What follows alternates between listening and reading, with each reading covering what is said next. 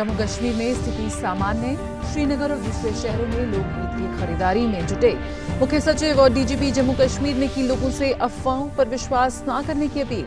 जम्मू, कठुआ, सांबा, उधमपुर और रियासी में भी सभी तरह के प्रतिबंध हटाए गए।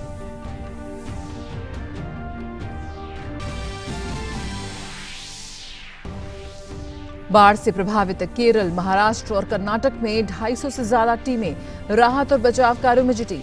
2 लाख से ज्यादा लोगों को सुरक्षित निकाला गया। वित्त मंत्री निर्मला सीतारमण ने कर्नाटक में बाढ़ की स्थिति का लिया जायजा। केरल में बाढ़ से अब तक 42 की मौत। केंद्र सरकार स्थिति पर बनाए हुए है नजर।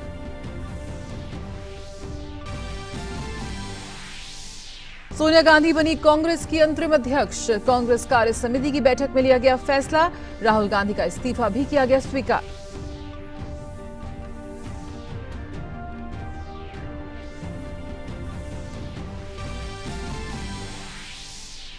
और अंतर्राष्ट्रीय खबरों में तंजानिया में तेल टैंकर पलटने से विस्फोट, कम से कम 60 लोगों की मौत, 70 घायल। ज्यादातर लोग टैंकर से रिस रहे तेल को एकत्रित करने की कर रहे थे कोशिश।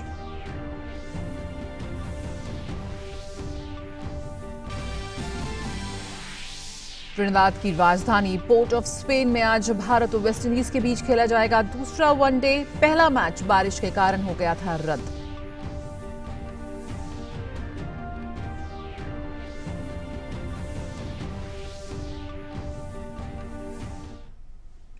नमस्कार, सुप्रभात। मैं हूं जया सिन्हा और समाचारों में आप सभी का बहुत बहुत स्वागत है। सबसे पहले खबर जम्मू कश्मीर से, जहां छठे दिन स्थिति में काफी सुधार आया है। श्रीनगर शहर में यातायात सामान्य रहा। ऑटो और कारों का भी आवागमन जारी रहा। ईद के मद्देनजर बैंक के एटीएम पर लोगों की भारी भीड़ देखी गई। कई व्यावसायिक प्रतिष्ठान भी खुले रहे।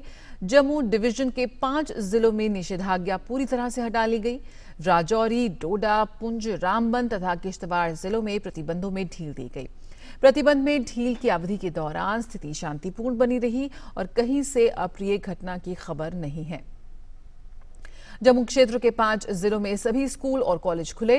राष्ट्रीय सुरक्षा सलाहकार अजीत डोभाल ने दक्षिण कश्मीर के अनंतनाग का दौरा किया और आगामी ईद के मद्देनजर स्थानीय नेताओं तथा पशु व्यापारियों से बातचीत की। ईद की अच्छी तैयारियों में लगे हुए हैं और ज़्यादा से ज़्यादा जो सुविधाएं लोगों को दी जा सकती हैं उसका प्रबंध कर रहे हैं। और मुझे अच्छा लग रहा है कि आज बहुत बड़ी तादाद में लोग सड़कों पे निकले हैं। तो मैं ईद की मुबारकबाद लोगों को देता ही हूं, लेकिन इस बात के लिए भी कहता हूं कि वो बिला खौफ और बहुत अच्छे माहौल में शांतिपूर्वक ईद मनाएं। अभी हाल में आपने प्रधानमंत्री जी का भाषण सुना होगा। उनके पूरे भाषण का लब-ओ-लुआब ये था कि वो जम्मू कश्मीर के लोगों को गले से लगाना चाहते हैं, अपना बनाना चाहते हैं, पूरे हिंदुस्तान को एक ट्रीट करना चाहते हैं और बिल्कुल नॉर्मल ईद यहां मने, ये हमारा प्रयास होगा। अनुच्छेद 370 के निष्प्रभावी होने के बाद राष्ट्रीय सुरक्षा सलाहकार अजीत डोभाल लगातार जम्मू कश्मीर पर नजर बनाए हुए हैं। वे वहां के लोगों से मिल रहे हैं और उन्हें भरोसा दिलाने की कोशिश कर रहे हैं कि केंद्र की सरकार उनकी बेहतरी के लिए काम कर रही है। डोभाल ने अनंतनाग के लोगों से मुलाकात की। उन्होंने लोगों को भरोसा दिलाया कि अब जम्मू कश्मीर में उनका भविष्य उज्जवल है। इससे पहले डोभाल ने शोपियां में भी आम लोगों से मुलाकात की थी।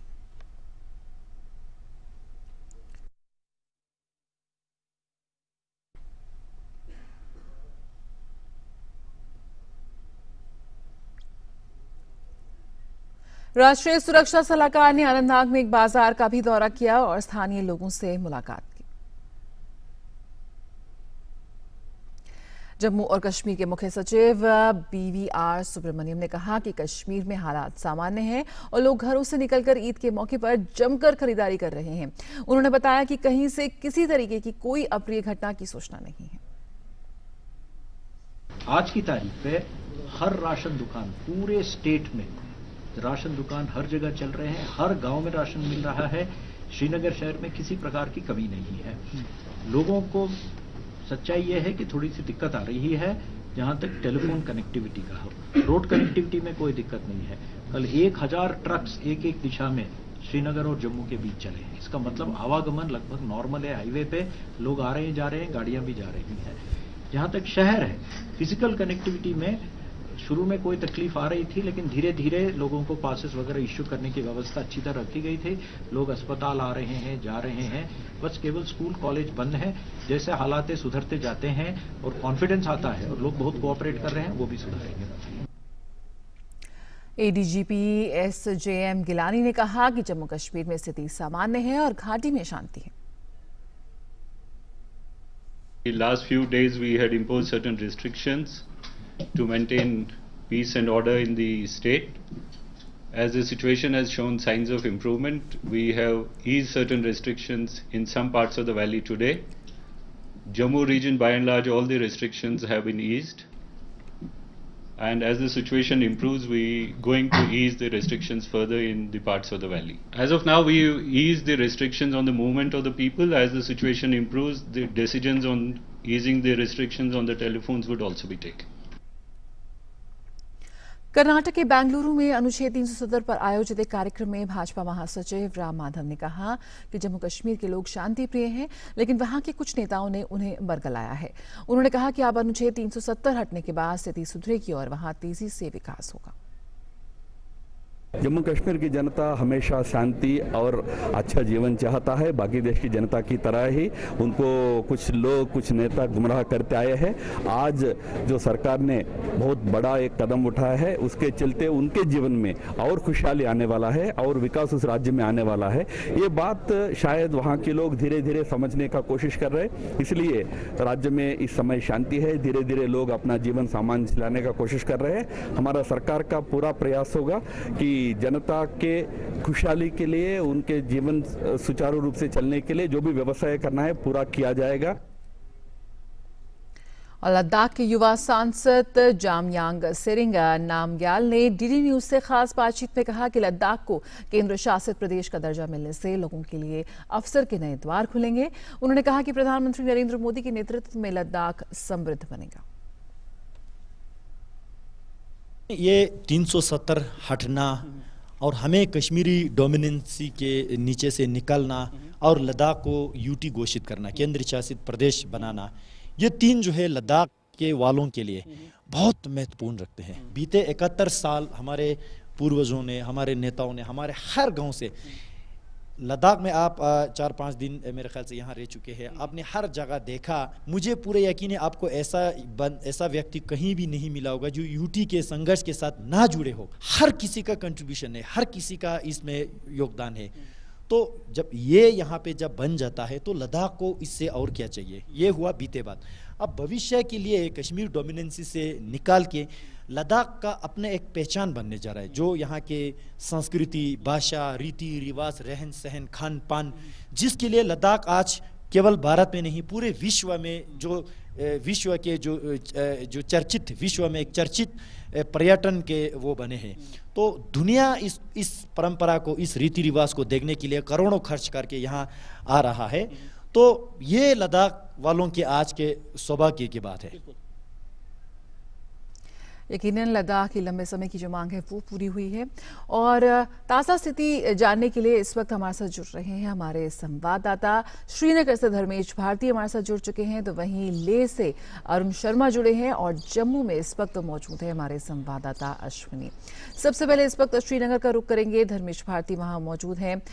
धर्मेश, आपसे जानना चाहेंगे इस वक्त क्या स्थिति है? ईद को लेकर तैयारियां पूरी नजर आ रही हैं, लोगों में लगातार लोग अपने घरों से बाहर निकल रहे हैं और खरीदारी में जुटे हैं। तस्वीरें वाकई बेहद सुखद बदलाव देख रही हैं तस्वीरों में। जोया, बिल्कुल आपने ठीक कहा। जहां तक ईद का सवाल है, श्रीनगर के अंदर कल शाम को जब हम बाज़ारों में गए तो काफ़ी रौनक थी। यहाँ लोग बाग जो है काफ़ी संख्या के अंदर बाहर निकले और जो भी ईद के लिए ज़रूरत का सामान है वो यहाँ पे ख़रीदारी करते हुए नज़र आए। और ATM के बाहर भी जो है काफ़ी लंबी लंबी कतारें नज़र आई। तो अभी इस वक्त जो पूरा का पूरा मूड है वो ईद को लेकर काफ़ी उत्साह है लोगों के अंदर और लोग बाग जो है ईद की तैयारियों के अंदर जुटे हैं। तो ये अपने आप में दर्शाता है कि स्थिति बहुत तेज़ी से यहाँ पर सामान्य सामान्य हो रही हैं। जहां तक प्रशासन का सवाल है, प्रशासन भी अपनी तरफ से जो भी माकूल व्यवस्था है वो आम लोगों के लिए यहाँ कर रहा है। इसके अलावा आपने देखा होगा कि राज्यपाल ने भी सबसे शांति से और खुशी के साथ ईद मनाने की अपील की है और राष्ट्रीय सुरक्षा सलाहकार अजीत डोभाल भी जो है अलग अलग जिलों में जा रहे हैं, आम लोगों से संपर्क कर रहे हैं और एक कॉन्फिडेंस बिल्डिंग मेजर जो है वो यहाँ पे नजर आ रहा है और एक आपसी भाईचारा और प्रेम और एक त्यौहार को लेकर उत्साह यहाँ पर साफ देखने को नजर आ रहा है। जया। बिल्कुल धर्मेश हमारे साथ जम्मू से श्रीनगर जम्मू से जुड़े हुए हैं अश्विनी आपसे जानना चाहेंगे, जम्मू डिवीजन के 5 जिलों से निषेधाज्ञा पूरी तरह से हटा ली गई है, जो प्रतिबंधों हैं उसमें पूरी तरह से ढील दी गई है। जाहिर है प्रशासन की तरफ से ज़्यादा सुविधा देने की कोशिश की जा रही है लोगों को। आप इस वक्त क्या ताज़ा स्थिति देख पा रहे हैं वहाँ पे? जी जया, जम्मू में स्थितियां एकदम सामान्य है, जनजीवन पूरी तरीके से सामान्य है, शांति व्यवस्था को किसी तरीके से कोई खतरा नहीं, उल्लास ही है। लोगों में एक बड़ी उत्कंठा थी प्रधानमंत्री के संबोधन के बाद, सारी शंकाएं जो है वो निर्मूल हो गई हैं। सबको ये लग रहा है कि जब हमारी विधानसभा समेत केंद्र शासित प्रदेश होगा और प्रधानमंत्री का ये कहना कि वे अपने बीच से ही अपने प्रतिनिधि चुन सकेंगे, तो ये बहुत बड़ी लोगों को एक विश्वास जगा है कि जिस तरीके से जम्मू कश्मीर की जो विशिष्टता थी, जो जम्मू कश्मीर की मूल आत्मा थी, उससे कोई छेड़छाड़ नहीं होगा और पूरी तरीके से जम्मू कश्मीर की विशिष्टता और भारत के संविधान, संवैधानिक अधिकार, वैधानिक अधिकार और देश की जो हिंदुस्तानियत यानी कि कश्मीरियत, जमहूरियत, इंसानियत के साथ साथ हिंदुस्तानियत का परचम लहरेगा, ये निश्चित तौर से है। और पूरे तरीके से लोग आने वाले त्योहारों के लिए, चाहे ईद उल अजहा हो, चाहे वो रक्षाबंधन हो, चाहे स्वतंत्रता दिवस हो, उसको लेके पूरी तैयारियां हैं। लोगों में जबरदस्त जोशो खरोश है। सामान्य तरीके से हम दिखाना चाहेंगे जो भी यहाँ परिस्थितियां हैं, लोग बेहद सामान्य, खुश और बेहद उल्लासित हैं। जनजीवन पूरी तरीके से सामान्य है। जनजीवन इस तरीके से है कि किसी तरीके से कोई भी लोगों में आशंका नहीं है। धारा 144 परसों ही हटाई जा चुकी है। इसके अलावा उधमपुर, कठुआ, सांभा, जम्मू, इनसे पूरी तरीके से निषेधाज्ञा हटा ली गई है। अन्य जो 5 जिले हैं, डोडा, किश्तवाड़, रामबन और पुंछ, राजौरी, इसको जो है अभी वहां पर स्थितियां कर्फ्यू में माफ करिएगा, कर्फ्यू कतई नहीं, धारा 144 में निषेधाज्ञा में हर तरीके से ढील दी गई थी और ये आश्वस्त किया जा रहा है कि आने वाले जो त्यौहार हैं वो जो है काफ़ी अच्छे तरीके से मनाए जाएं। ईद उल अजहा, ईद के त्यौहार, रक्षाबंधन, हमारा राष्ट्रीय पर्व, स्वतंत्रता दिवस, सारी तैयारियां एक जोश के साथ कि आपको एक नई, यहाँ के लोग ये कहते हैं कि 15 अगस्त को देश को आज़ादी मिली, 5 अगस्त को यहाँ के लोगों को आज़ादी मिली। जबरदस्त उत्साह से आने वाले त्योहारों की तैयारियां बिल्कुल तैयारी है। 15 अगस्त की भी तैयारी है और ईद की भी तैयारी है। और इससे ये जो मोदी साहब ने यहाँ पे एक नया एक्शन किया है, इससे लोग हमारे बहुत ही खुश हैं और इससे ज़्यादा खुशी हमें नहीं मिल सकती। और हमें लगता है कि जिस तरह देश हमारा आज़ाद हुआ था 1947 में, तो हमें जम्मू कश्मीर हमारा अभी आज़ाद हुआ है। 5 अगस्त जी हमारा जम्मू कश्मीर 5 अगस्त को आज़ाद हुआ है। हम बहुत खुश हैं। हाँ। जो भी मोदी साहब ने किया है, हमेशा किया है, बहुत ही सब ठीक ठाक। तो जया देख सकती हैं कि इससे बड़ी खुशी जाहिर करने का कोई भी तरीका नहीं हो सकता कि 1947 में आज़ाद हिंदुस्तान 15 अगस्त को हुआ, लेकिन जो संवैधानिक नहीं, जो रूढ़ियाँ थी, जो जकड़न थी 370 और 35 की, वो दीवार टूटी है और लोग आज़ादी नए उत्साह से इस बार मनाएंगे। ये कह रहे हैं कि हम तो सही मायने में अब आज़ाद हुए हैं, क्योंकि बहुत सारे मूलभूत अधिकार, बहुत सारे वैधानिक संवैधानिक अधिकारों का यहाँ पर इन धाराओं की वजह से उस पर दीवार लगी हुई थी, उसका पटाक्षेप हुआ है। जबरदस्त उत्साह है। आने वाले सभी त्यौहार, रक्षाबंधन, ईद उल अजहा और स्वतंत्रता दिवस जोशो खरोश से मनाया जाएगा। बिल्कुल अश्विनी, वाकई जो खुशी है वो उनके चेहरे पर नजर आ रही है। हमारे साथ अरुण भी जुड़े हुए हैं। अरुण, आपसे जानना चाहेंगे, जिस तरह से अभी हमने सुना भी वहाँ के जो प्रतिनिधि हैं उन्होंने भी जिस तरह से कहा कि नए अवसर खुलेंगे और वाकई एक बहुत ही अच्छा मौका है और लगातार जश्न की तस्वीरें हम ये लद्दाख से देख रहे हैं। अब त्योहार का मौका है, ईद है, तो साथ ही साथ 15 अगस्त की तैयारियां भी हैं। किस तरह से वहाँ पर आप देख रहे हैं लोगों की प्रतिक्रिया? देखिए, लद्दाख की बात की जाए तो जिस दिन जो 370 को हटाया गया था, अब जो संसद में जिस तरह से इसको पूरी से पारित किया गया था और साथ ही साथ जिस तरह से लद्दाख के सांसद ने संसद के पटल में लद्दाख को बयां किया था, तो कल जब सांसद जो थे जाम्यांग शेरिंग नामग्याल, जब वो दिल्ली से कल लेह पहुंचे, तो जाहिर तौर पर जो पूरी सड़कें थी, एक तरह से बड़ी रैली निकाली गई थी। त्योहारी मौसम तो है ये, क्योंकि हम जानते हैं रक्षाबंधन है, इंडिपेंडेंस डे की यहाँ पे तैयारियां चल रही हैं, तो लद्दाख वासियों के इमोशन और सेंटिमेंट एक तरह से बिल्कुल अलग हैं।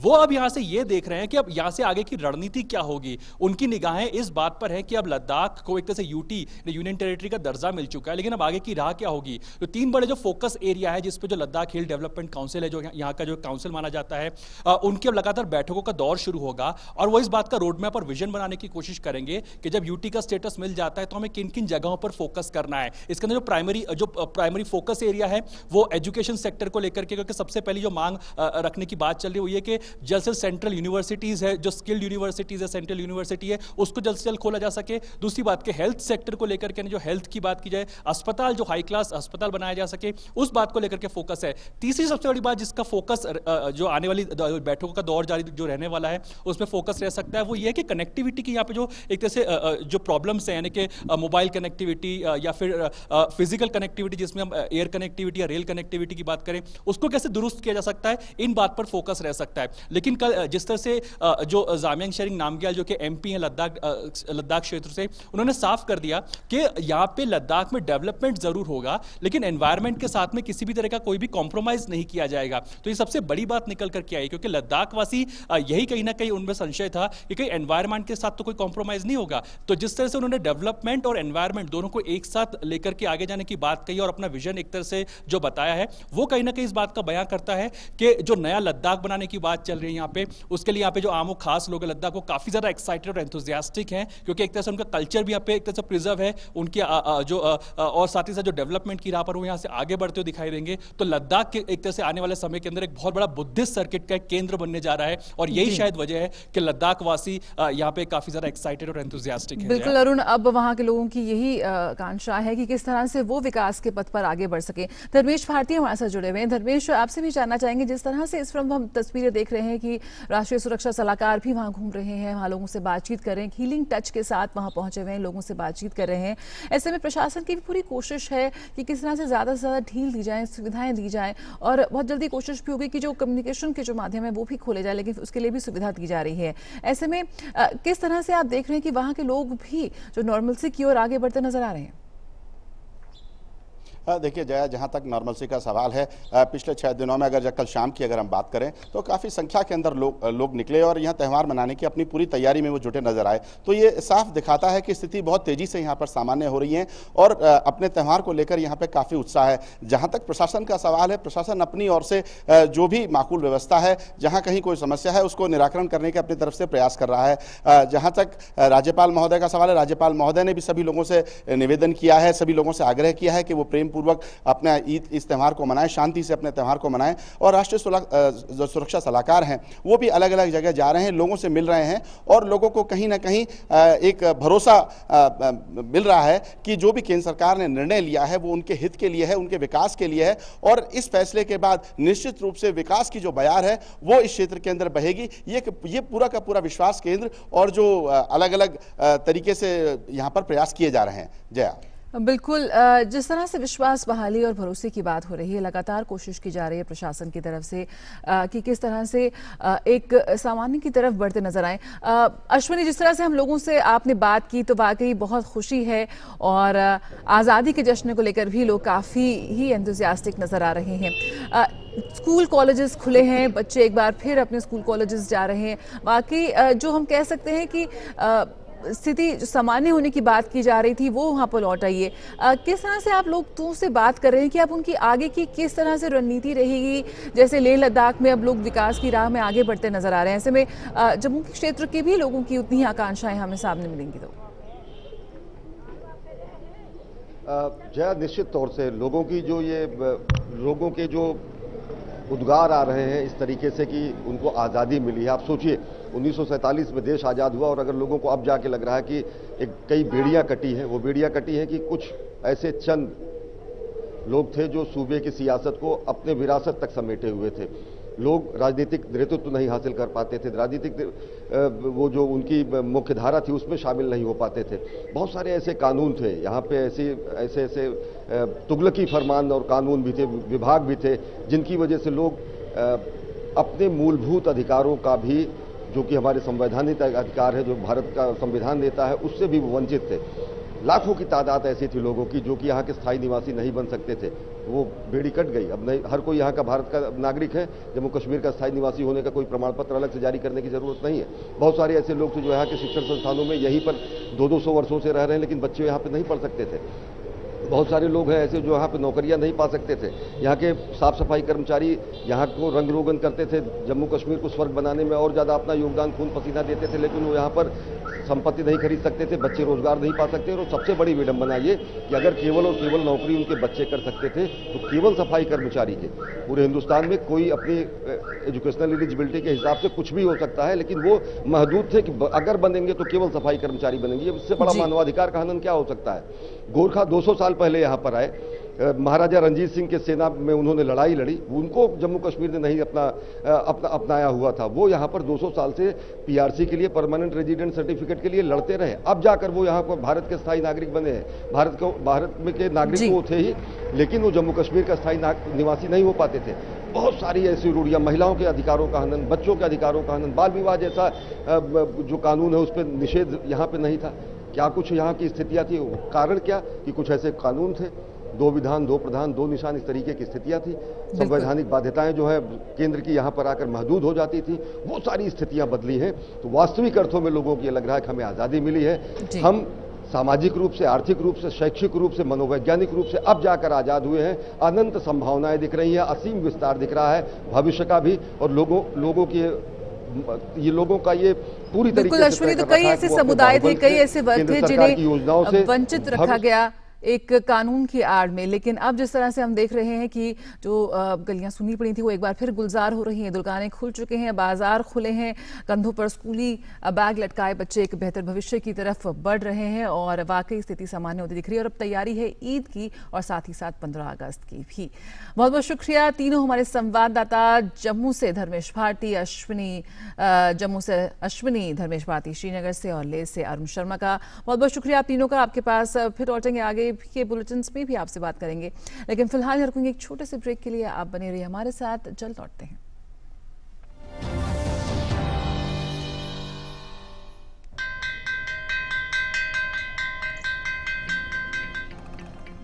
पहला अक्षर रट लो तो वह से एक विद्वान होगा, पक्की होगी बुनियादें तो हाँ से हिंदुस्तान होगा।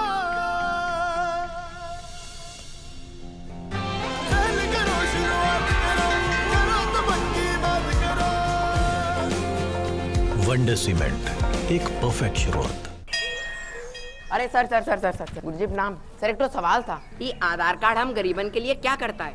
आधार कार्ड सरकार गरीबों के लिए बहुत सारा पैसा भेजती है, लेकिन उस पैसे में से काफी सारा पैसा बीच में ही लीक हो जाता है, बिल्कुल इस पाइप की लीकेज की तरह। तो सर इसमें आधार कार्ड क्या करता है? पाइप में छेद करने वाले बेईमानों को पहचान लेता है और पैसा सीधे गरीबों के खाते में। ये तो फायदे की चीज है सर। तभी तो मैं कहता हूँ बेटा, आधार अपना लो।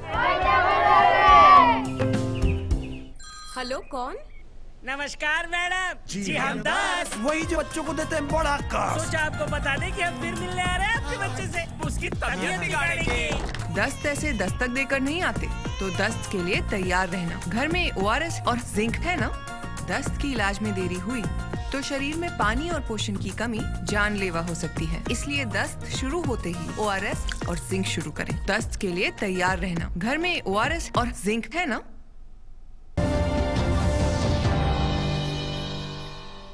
ब्रेक के बाद स्वागत है। कांग्रेस कार्य समिति की बैठक में कल सोनिया गांधी को पार्टी का अंतरिम अध्यक्ष चुन लिया गया है। कांग्रेस नेता गुलाम नबी आजाद और हरीश रावत ने बैठक खत्म होने के बाद ये जानकारी दी और अध्यक्ष पद से दिए गए राहुल गांधी का त्यागपत्र भी स्वीकार कर लिया गया है। बैठक के बाद कांग्रेस महासचिव वेणुगोपाल और पार्टी प्रवक्ता रणदीप सुरजेवाला ने बताया कि कांग्रेस कार्य समिति की दूसरी बैठक में सर्वसम्मति से 3 प्रस्ताव पारित किए गए और कांग्रेस अध्यक्ष पद से दिया गया राहुल गांधी का त्यागपत्र स्वीकार कर लिया गया। कांग्रेस कार्य समिति ने एक स्वर से यह निर्णय लिया कि श्रीमती सोनिया गांधी कांग्रेस अध्यक्ष का इंटरिम पद संभालें जब तक कि अखिल भारतीय कांग्रेस कमेटी के सत्र में एक रेगुलर कांग्रेस अध्यक्ष का चुनाव नहीं हो जाता। कांग्रेस कार्य समिति की इस अनुरोध को श्रीमती सोनिया गांधी जी ने स्वीकार किया। केरल के उत्तरी इलाकों में भारी बारिश जारी है। वर्षा से संबंधित घटनाओं में मरने वालों की संख्या 42 से ऊपर हो गई है। 3 जिलों में कड़ी सतर्कता बरतने के आदेश दिए गए हैं। राज्य में राहत और बचाव कार्य युद्ध स्तर पर जारी है। मौसम विभाग ने राज्य के 9 जिलों के लिए रेड अलर्ट जारी किया है। एर्नाकुलम, इडुक्की, त्रिशूर, पलक्कड़, मलप्पुरम, कोझिकोड, वायनाड, कन्नूर और कासरगोड जिलों के लिए रेड अलर्ट जारी किया गया है। राज्य में 1111 राहत शिविर लगाए गए हैं, जिसमें 1.25 लाख से अधिक लोग रह रहे हैं। तो वहीं महाराष्ट्र के मुख्यमंत्री देवेंद्र फडणवीस बाढ़ प्रभावित कोल्हापुर और सांगली का दोबारा दौरा किया। उन्होंने विभिन्न संस्थाओं द्वारा चलाए जा रहे राहत और बचाव कार्यों की समीक्षा की। महाराष्ट्र में भारी बारिश का कहर अब भी जारी है। राज्य में बाढ़ से सबसे ज्यादा कोल्हापुर, सांगली, सोलापुर, सत्तारा और पुणे प्रभावित हैं। दक्षिणी महाराष्ट्र के 5 जिलों में भारी बारिश से हर जगह बाढ़ का विकराल रूप देखने को मिल रहा है। अब तक 2 लाख से अधिक लोगों को सुरक्षित स्थानों पर पहुंचाया जा चुका है। बारिश की वजह से राज्य में अब तक 27 लोगों की मौत हो चुकी है। कोल्हापुर, सतारा और अकोला में जल प्रलय जैसे हालात बन गए हैं। कोल्हापुर में पंचगंगा नदी में आए उफान के बाद हालात बेकाबू हैं। 50,000 से ज्यादा लोग बाढ़ में फंसे हैं। तो वहीं राहत और बचाव कार्य भी युद्ध स्तर पर चलाया जा रहा है। एनडीआरएफ, एसडीआरएफ, सेना, नौसेना, कोस्ट गार्ड समेत नागरिक प्रशासन बाढ़ पीड़ितों की मदद में जुटा है। नौसेना की 14 टीमें कोल्हापुर के शिरोली गांव में आज सुबह से राहत और बचाव का काम कर रही हैं। कर्नाटक में केंद्रीय वित्त मंत्री निर्मला सीतारमण ने बाढ़ प्रभावित बेलगावी और बागलकोट का दौरा किया। उन्होंने अधिकारियों से बातचीत की और बाढ़ से प्रभावित क्षेत्रों में चलाए जा रहे राहत कार्यों और बाढ़ से हुए नुकसान की जानकारी ली। उन्होंने राहत शिविरों में रह रहे लोगों से भी मुलाकात की। कावेरी और उसकी उपनदी कबीनी खतरे से ऊपर बह रही है। इस कारण KRS में से क्यूसेक और कबीनी डैम से 1.25 लाख पानी हम हैं प्लस, जो आपके बच्चे को कर देते हैं प्लस। याद होगा आपको, अभी तो आपकी मुन्नी के साथ हंस खेल के गए थे। हम फिर से आ रहे हैं उससे मिलने, जल्द मिलते हैं। दस्त ऐसे दस्तक देकर नहीं आते। दस्त के लिए तैयार रहना। घर में ORS और जिंक है ना। दस्त की इलाज में देरी हुई तो शरीर में पानी और पोषण की कमी जानलेवा हो सकती है। इसलिए दस्त शुरू होते ही ORS और जिंक शुरू करें। दस्त के लिए तैयार रहना। घर में ORS और जिंक है ना। भैया, क्या हमेशा के लिए बैंगलोर जा रहे हो क्या? प्लानिंग तो परफेक्ट होनी चाहिए ना। अब वहाँ किसी चीज की जरूरत होगी तो क्या भोपाल वापस आऊंगा? लेकिन वहाँ अपना आधार अपडेट करना नहीं भूलना। आधार अपडेट? हाँ। पर कैसे करवाऊँ? किसी भी बैंक या पोस्ट ऑफिस के आधार केंद्र में जाकर आप अपने आधार को अपडेट करवा सकते हैं। पिंकी का भी आधार अपडेट करवा लो। 5 और 15 साल पूरे होने पर बच्चों के बायोमेट्रिक्स अपडेट करना जरूरी है। ठीक है फिर। जीवन को आसान बनाने के लिए हम हैं आधार के साथ। मेरा आधार, मेरी पहचान। ब्रेक के बाद स्वागत है। उपराष्ट्रपति एम वेंकैया नायडू के 2 साल के कार्यकाल पर आधारित एक किताब का विमोचन केंद्रीय गृह मंत्री अमित शाह आज चेन्नई में करेंगे। लिसनिंग, लर्निंग एंड लीडिंग नाम की किताब में पिछले 2 वर्षों के दौरान देश के सभी राज्यों और केंद्र शासित प्रदेशों में उपराष्ट्रपति के 330 सार्वजनिक कार्यक्रमों की कुछ झलकियां होंगी। वेंकैया नायडू ने उपराष्ट्रपति के तौर पर 330 सार्वजनिक कार्यक्रम किए और राज्यसभा के सभापति के तौर पर सदन की 123 से ज्यादा बैठकों की अध्यक्षता की है। गृह मंत्री और भाजपा अध्यक्ष अमित शाह कार्यक्रम में किताब का विमोचन करेंगे। Vice President of the country, Venkaiah Naidu ji, is completing 2 years of his 5 years vice presidency. We, as Information Broadcasting Ministry, are bringing out a very beautiful coffee table book with photos of his activities throughout the 2-year span. Tomorrow, Home Minister Amit Shah will launch the book and there will be a good function in Chennai. और सूचना और प्रसारण सचिव अमित खरे ने कहा कि पुस्तक listening, learning and leading में उपराष्ट्रपति के जीवन के विभिन्न पहलुओं को दर्शाया गया है। Honorable Vice President Shri M. Venkaiah Naidu ji is completing 2 years in office tomorrow.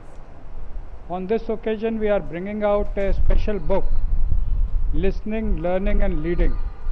All 3 great properties and values which have been espoused by the Honorable Vice President.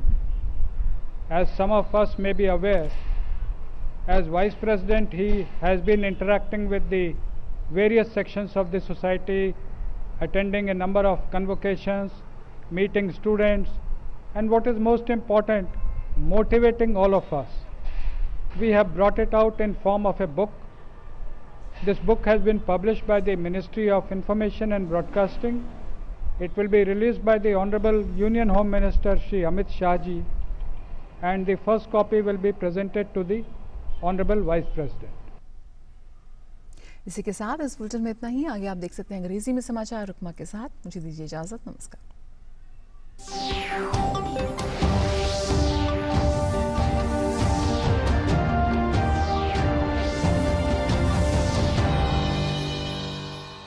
समाचार के प्रायोजक थे वंडर सीमेंट।